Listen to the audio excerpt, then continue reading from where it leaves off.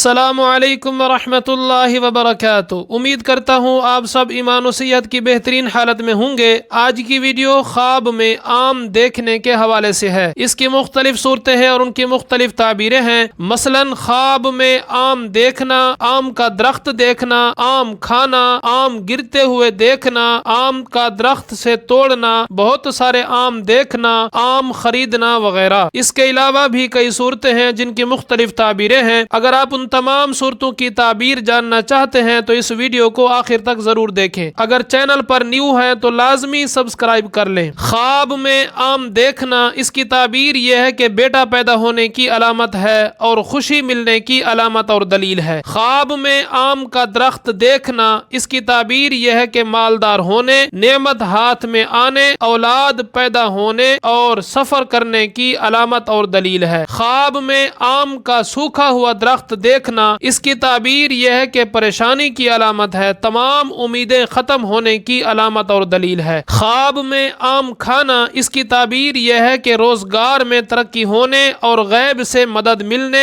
پریشانی دور ہونے کی علامت اور دلیل ہے۔ خواب میں آم کسی اور کو دینا، اس کی تعبیر یہ ہے کہ جس کو آم دیا ہے اس سے فائدہ حاصل ہونے کی علامت اور دلیل ہے۔ خواب میں کسی سے آم لینا، اس کی تعبیر یہ ہے کہ جس سے آم لیا ہے اس کو فائدہ پہنچانے کی علامت اور دلیل ہے۔ خواب میں آم گرتے ہوئے دیکھنا، اس کی تعبیر یہ ہے کہ بے روزگاری کی علامت اور دلیل ہے۔ خواب میں درخت سے آم توڑنا، اس کی تعبیر یہ ہے کہ بیٹا پیدا ہونے اور خوشی ملنے کی علامت اور دلیل ہے۔ خواب میں بہت زیادہ آم دیکھنا، اس کی تعبیر یہ ہے کہ کثیر فائدہ ملنے اور روزگار میں ترقی ملنے کی علامت اور دلیل ہے۔ خواب میں آموں کو خریدنا، اس کی تعبیر یہ ہے کہ سکون، فائدہ اور راحت ملنے کی علامت اور دلیل ہے۔ اگر آپ بھی ہم سے کسی خواب کی تعبیر پوچھنا چاہتے ہیں یا قرآن کریم پڑھنا چاہتے ہیں یا اپنے بچوں کو پڑھانا چاہتے ہیں ہماری آن لائن قرآن اکیڈمی میں، تو ہمارا واٹس ایپ نمبر یہ ہے